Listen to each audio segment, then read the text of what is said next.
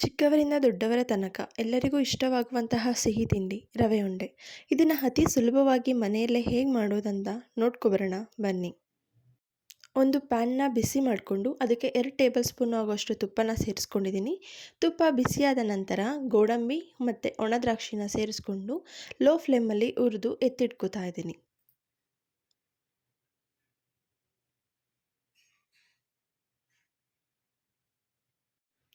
ನಂತರ ಅದೇ ಪ್ಯಾನ್ಗೆ 1 ಕಪ್ ಆಗುವಷ್ಟು ಸೂಜಿ ರವೆನ ಸೇರಿಸ್ಕೊಂಡು ಲೋ ಫ್ಲೇಮಲ್ಲೇ ನಿಧಾನಕ್ಕೆ ಗೋಲ್ಡನ್ ಬ್ರೌನ್ ಆಗುವ ತನಕ ಹುರ್ಕೋಬೇಕಾಗುತ್ತೆ.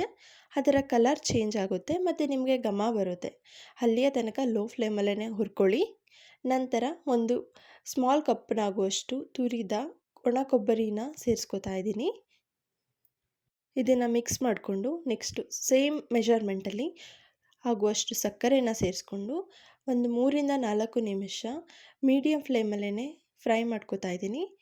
ನಂತರ 2 ಟೇಬಲ್ ಸ್ಪೂನ್ ಆಗೋಷ್ಟು ತುಪ್ಪ, ಆವಾಗಲೇ ಹುರಿದು ಎತ್ತಿಟ್ಕೊಂಡಿದ್ದಂತಹ ಡ್ರೈ ಫ್ರೂಟ್ಸ್ನ ಸೇರಿಸ್ಕೊಂಡಿದ್ದೀನಿ.